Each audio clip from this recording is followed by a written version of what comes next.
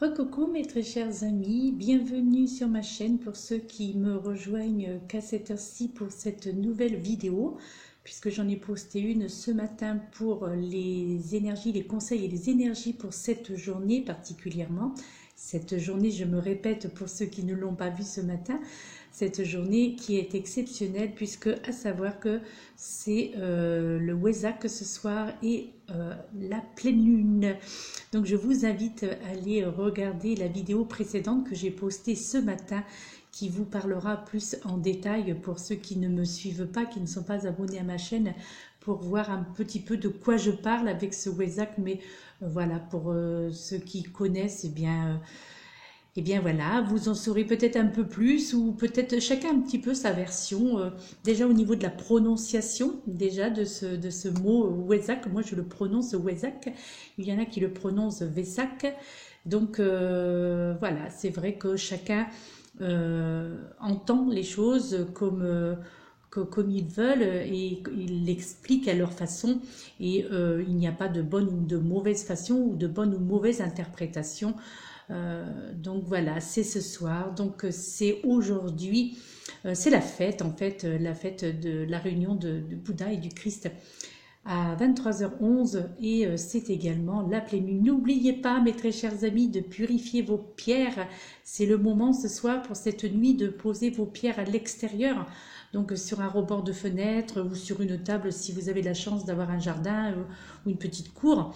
Donc la posez toutes vos pierres afin de les recharger en énergie.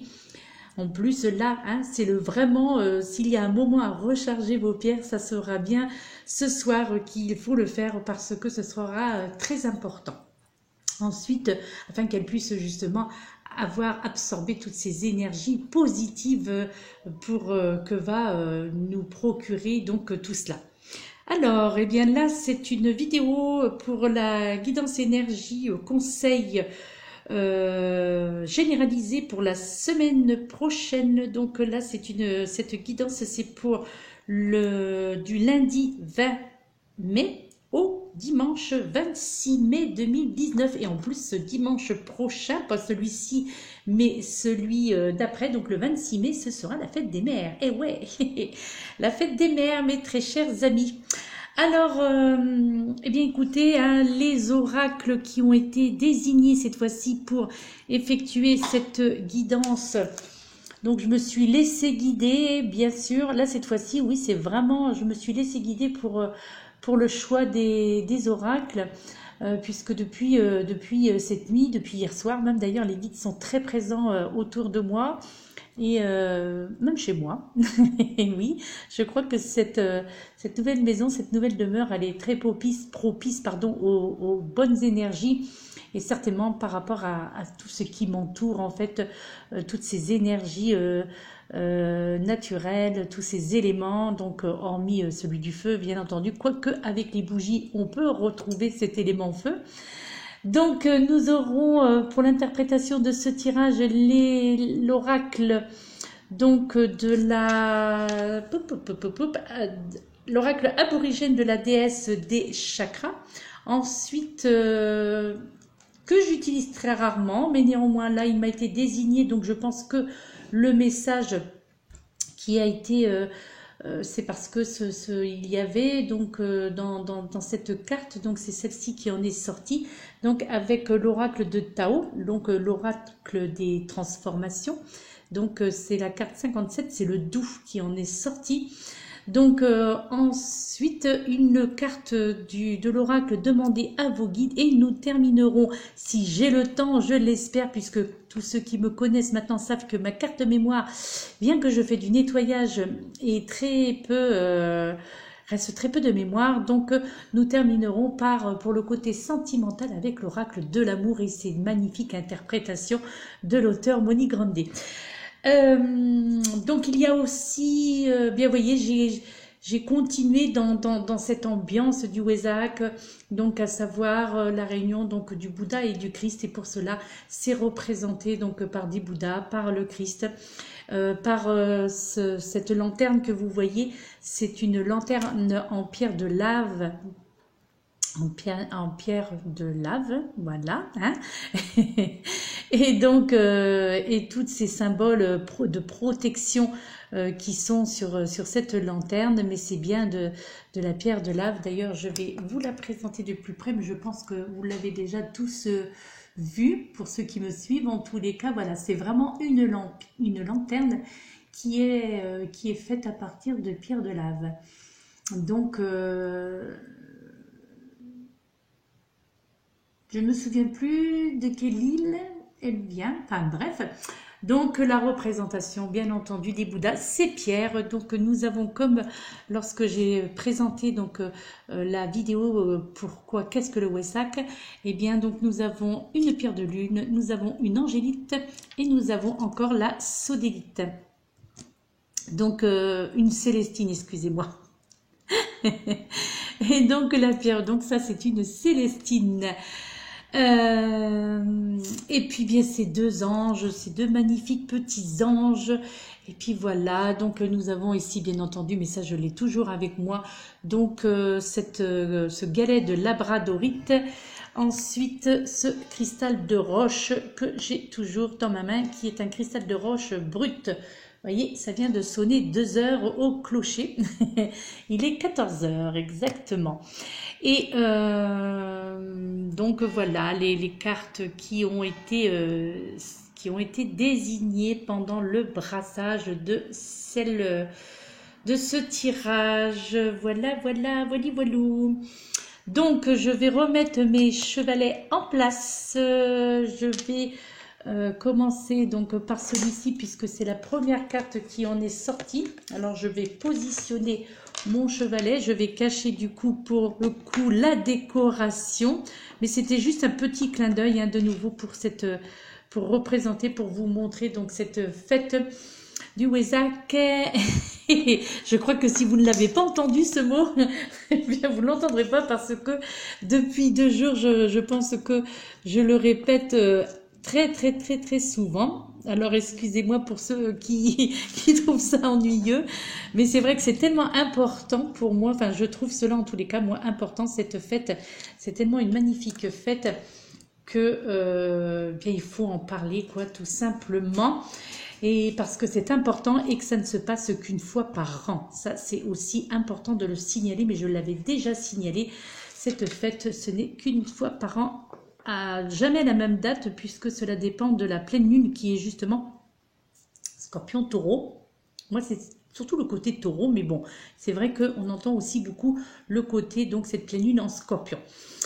Donc eh bien nous allons commencer tout de suite mes très chers amis avec cette première carte qui en est sortie. Donc là ça va être une semaine, donc nous serons encore sous les influences de la pleine lune donc jusqu'au 21 mai, à savoir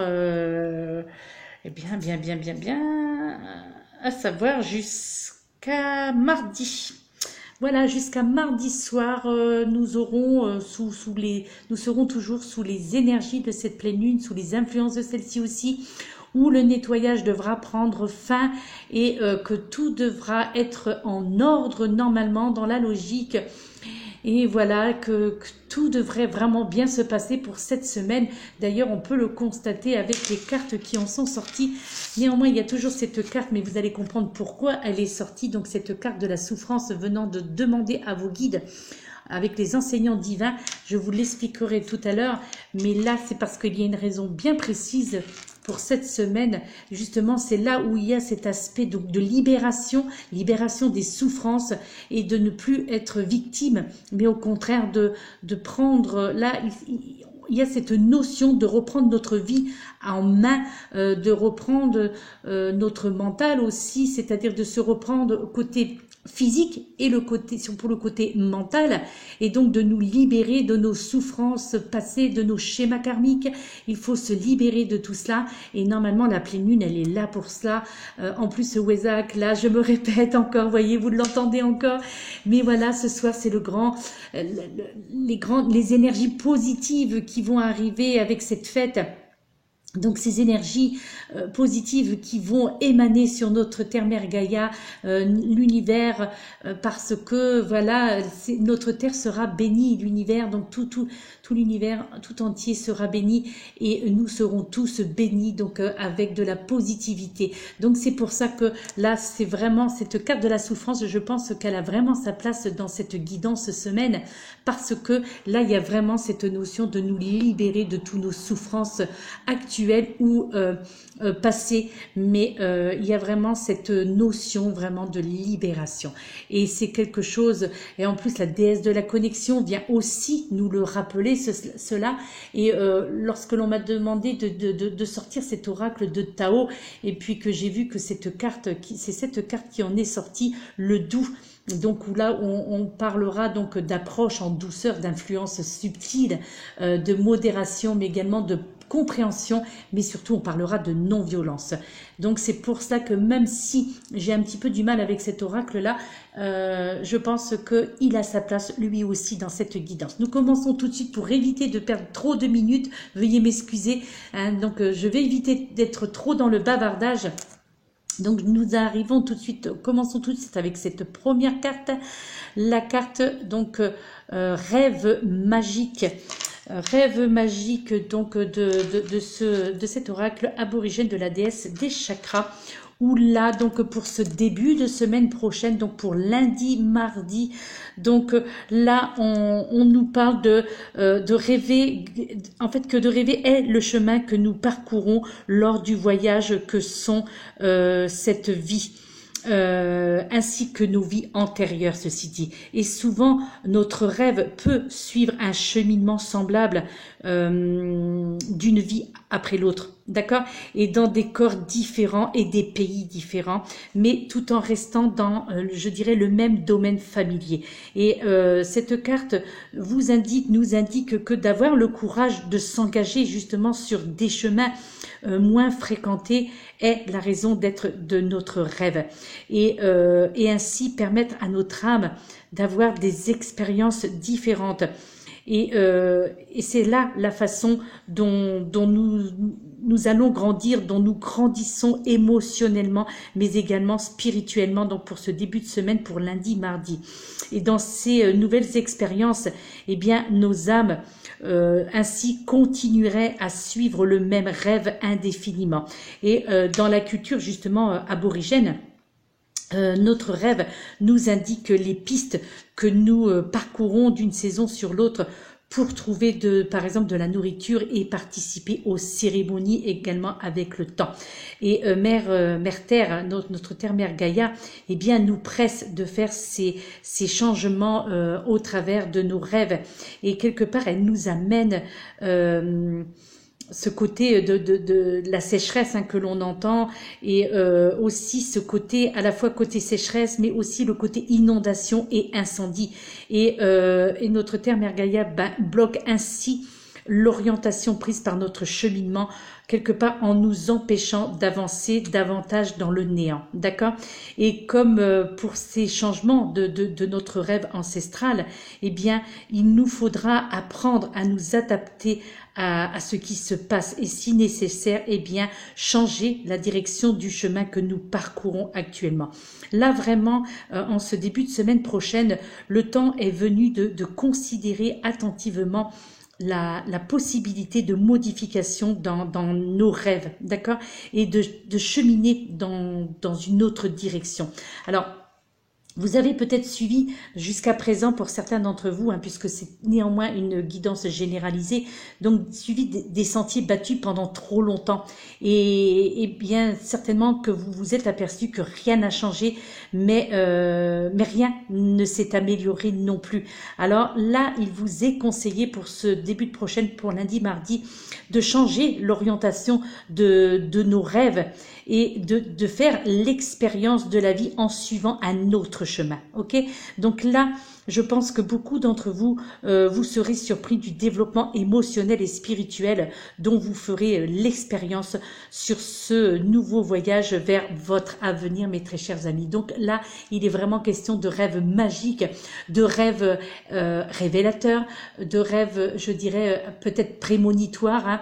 Donc ne prenez pas peur à ces rêves, puisque parfois justement certains rêves peuvent vous sauver la vie sans trop exagérer, parce que il est vrai que les rêves nous apportent parfois ou nous montrent, nous mettent face à certaines réalités de notre vie, à l'état d'éveil, et nos guides, nos anges et nos archanges, eh bien profitent de notre état d'endormissement, donc au niveau donc pendant notre sommeil paradoxal, pour pénétrer à l'intérieur de notre mental au travers de nos rêves.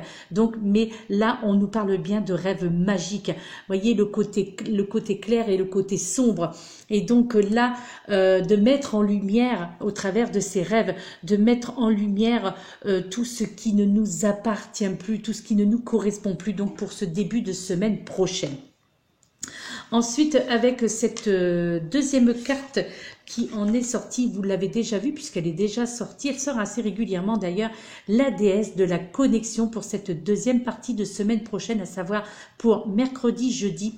La déesse de la connexion, eh bien là, on nous fait comprendre que nous pouvons la ressentir tout autour de nous. Et quelque part, elle est dans chacune des choses que l'on touche, dans tout ce que l'on voit et que l'on ressent. La déesse de la connexion, c'est également la vie même. Elle crée, mais elle reprend également. Elle est notre mère, elle est notre terre, elle est notre ciel, cette déesse de la connexion, mais elle est aussi la sagesse universelle, je dirais, qui nous procure tout ce dont nous avons besoin. Et au cours des derniers jours, peut-être que certains d'entre vous, eh bien, avaient pris davantage conscience de vos liens avec les énergies féminines, par exemple, qui vous entouraient. Et à ce moment-là, peut-être que vous avez senti avoir une énergie plus féminine, même si que vous soyez homme ou femme, et en tous les cas des énergies, je dirais, plus maternantes, plus nourricières, d'accord, des énergies plus douces. Et là, je crois que cela a peut-être été une grande surprise pour certains d'entre vous, car c'est là un comportement comment dirais-je, dans lequel nous versons rarement, d'accord. Et là, cette déesse de la connexion, eh bien, quelque part, nous interdit d'être vus comme vulnérables, ok. Et c'est comme ça qu'est pour vous le comportement propre pour ce côté féminin, que vous soyez un homme ou une femme, puisque je l'ai déjà dit, nous avons tous en nous un côté masculin et un côté un côté masculin et un côté féminin en nous, voilà, que nous soyons un homme ou une femme. Donc il faut, pour cette deuxième partie de semaine, donc pour mercredi, jeudi, nous donner la possibilité de vivre ces sentiments ces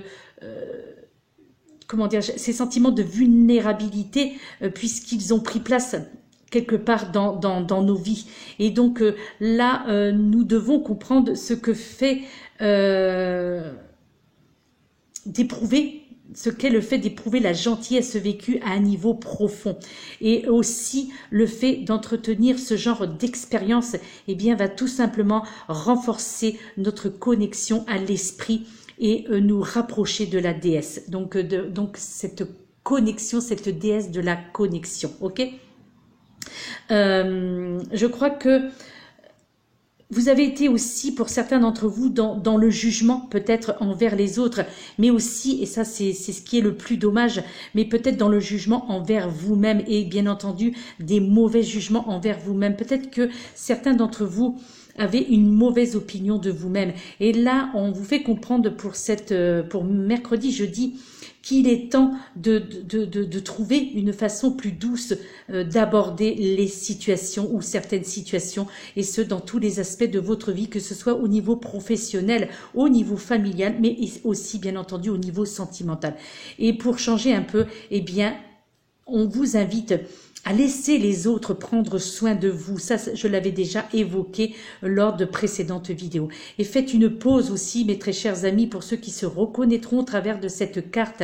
Eh bien, faites une pause en arrêtant d'être celle ou celui qui assure tout le temps, celle ou celui qui gère tout et pour tout le monde. Soyez doux envers vous-même en ce milieu de semaine et permettez-vous, mes chers amis, de ressentir ces fameuses énergies de cette déesse de la connexion. Laissez-la vous nourrir, je dirais, et vous baigner de ces énergies douces et tendres. Donc pour cette deuxième partie de semaine. Ensuite pour la troisième partie, donc là pour vendredi, samedi, dimanche, nous avons eu la carte de l'ange du chakra rouge. Donc pour vendredi, samedi, dimanche.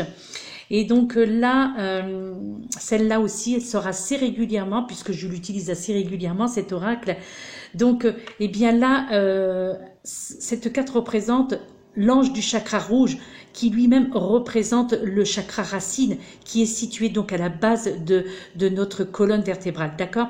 Et là, l'ange du chakra rouge, eh bien, possède une forte volonté et surtout, il est capable d'honnêteté envers tous ceux avec qui il est en relation.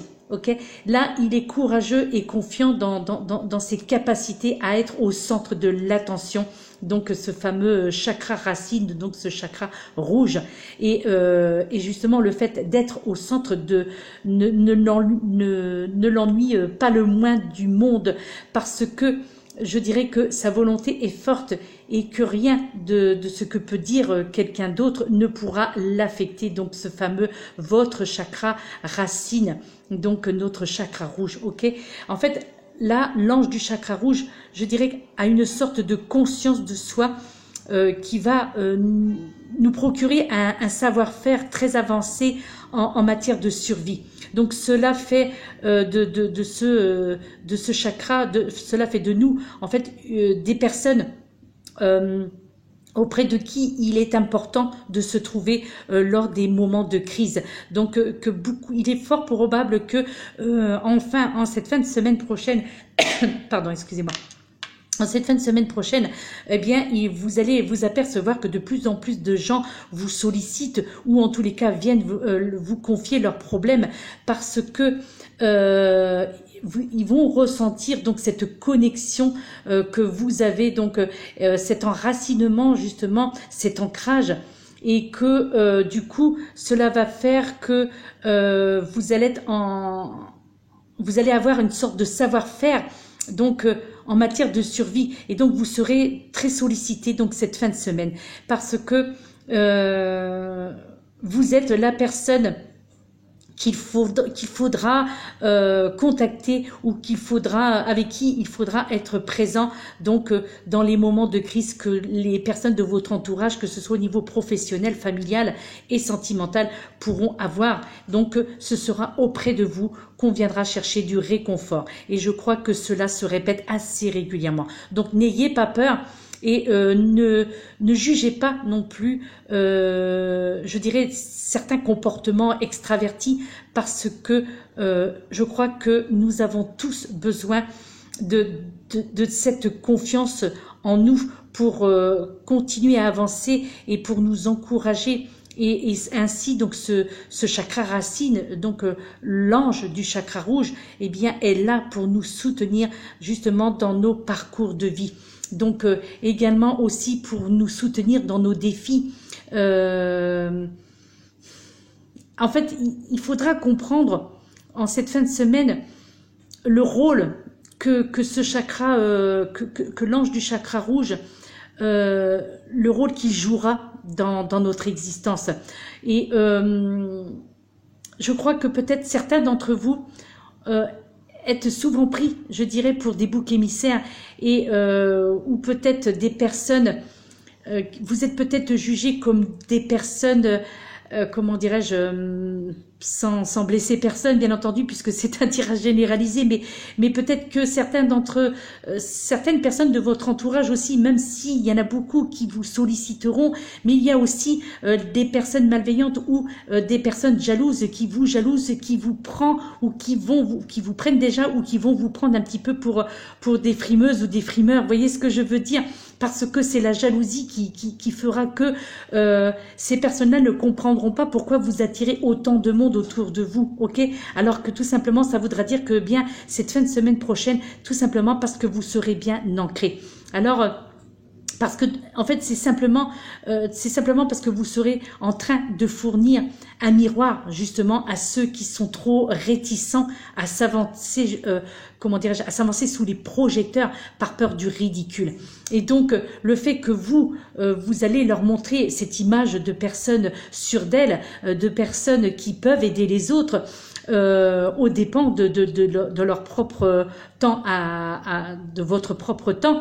Et donc, eh bien, beaucoup de personnes aimeraient vous ressembler, aimeraient être sous les projecteurs de la rampe, mais ils ont peur, ils ne savent pas comment s'y prendre et ils ont peur du ridicule, hein, bien que